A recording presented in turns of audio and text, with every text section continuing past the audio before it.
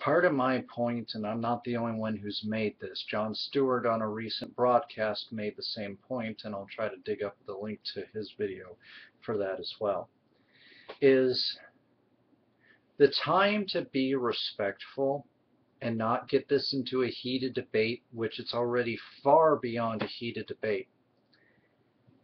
The time to let people mourn is over. If we're not going to have this talk, if all we're going to do is deflect, deflect, deflect, then we're not serious about this issue. And like I said, this isn't just about the pro-gun people who take things too far. This is about the anti-gunners as well, who think that creating mistrust in the communities, creating people who own guns as somehow some sort of second-class citizens that we now must treat differently, that we now must be suspecting that they're going to hurt us or our family, and on and on and on. That somehow that makes them better in this talk as well. I want to actually read that article, which I actually posted last, and just I'm stepping away after this. Because honestly, you guys are too emotional. You're not thinking at all. And both sides are guilty of this. This isn't a pro-gun talk. This isn't an anti-gun talk, really. This is we have to have this talk, and we cannot sweep this under the rug anymore. Otherwise, articles that I've seen that blamed everyone are proving to be true, and we are all to blame because we're burying our heads in the sand and waiting for the worst of it to be over with because we don't want to talk about this. How many more new school shootings have to happen? How many more random acts of gun violence in this country have to happen? It doesn't have to be simply just a discussion about guns. In fact, all I've been doing off of this time has been saying, we got work to do.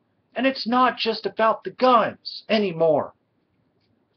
But no, deflect, deflect, deflect. It's violent video games, despite the lack of ample evidence. It's violent media, despite the lack of, again, ample evidence. It's the guns, despite, again, the lack of ample evidence. When you see and find out that when you tally the charts up, and in 2006, the most crimes or the most deaths were suicides, not homicides, then you cannot sit there and say that homicides are the, but this topic cannot go away. It absolutely cannot go away. McAllister, assault rifles aren't for civilians. Former general calls for serious action on guns. Former General Stanley McChrystal, sorry, I mispronounced that, and I'm probably still mispronouncing that, and I mean no disrespect, I really don't, took a firm stance on gun control during his Morning Joe appearance today, demanding, quote, serious action, end quote, discussing the M16 and the M4 assault weapons he used as a soldier. He noted that the effects are devastating, and that's what our soldiers ought to carry. I personally do not think there's any need of that kind of weaponry out on the streets, and in particular around the schools in America.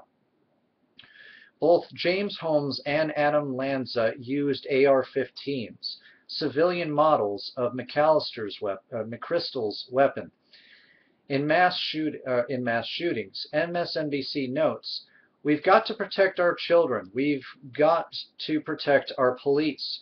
We've got to protect our population, McChrystal said.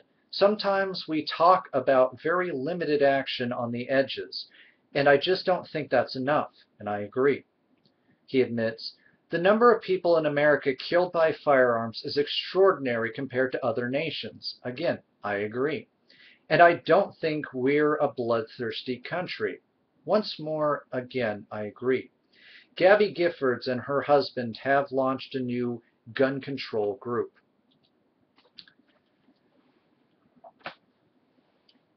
Look, I know you're attached to your guns. I know some of you are even responsible assault rifle owners. But there comes a point where we have to say how much is enough. We say it when we're talking about the effects of violent video games on our children. We talk about it when we talk about psychotropic drugs and our children and all this stuff that generally, in some cases, may have a bit of an influence, but is not the problems at hand. It's not even especially the most prevalent problem, because guns are starting to push to becoming something that statistically is more is causing more deaths than car accidents. So therefore, the car analogy that Integral Math had made very soon will become something that is a moot point, because cars will now be off the hook in terms of how many deaths they've caused. But the problem is, and I was part of this problem, though I stand by exactly what I said the day of and the days following the massacre, using those dead bodies of those children before they were cold for your political platform against guns and saying, well, if not now, when? How does that make you any better? You disgusted me. Hell, the NRA, before speaking, made you into disrespectful fools, and rightfully so, because they kept their mouths shut for at least a week. You couldn't even manage that. And yet you're the good guys? I'm sorry. I don't see it that way. If you can't even be respectful of dead children, I'm supposed to be rooting for your side of things? Screw you. I'm sorry. I'm not going to bow to that kind of disrespect. If you want respect, you give it. End of story. Sorry. This takes a lot out of me, not to shout, not to drop F-bombs, because both sides are idiots. They're pulling whatever statistics, whatever tricks out of their butts, doing everything they can to prove their case instead of trying to show that what could be done, what needs to be done. Both sides are standing in the way of progress and claiming that they have the moral high ground, that they have the rights, and it's disgusting. Both of you guys disgust me. But I'm not going to stop. I may be walking away from this waiting for you guys to get more serious. But I'm not going to stop in my personal life talking about this topic until, dang it, something is done. This conversation has died down. More people die, and we get mad, and then we walk away. And then we think we've done something until the next murder happens. And then we talk about it, or we don't talk about it. And then we walk away. And we say that we've gotten things done. That's not going to cut it anymore. You're serious about protection? Antis, stop posting databases of gun owners. But pros, stop acting as if these kind of weapons were exactly what the Founding Fathers had in mind when they drafted the kind of bills that they had, and acting as if you're a constitutional literalist while signing petitions to get the likes of Piers Morgan's deported through government action because you don't like what he has to say, violating his freedom of speech and First Amendment rights. And really, both of you need to stop. You're angry, and you're only getting angrier. And what has anger ever gotten us? In a fight, is it the centered, level-headed person, or is it the angry out of his mind person who's typically going to win a battle? Typically, it's going to be the person who's not blinded by rage, fear, anger, what have you.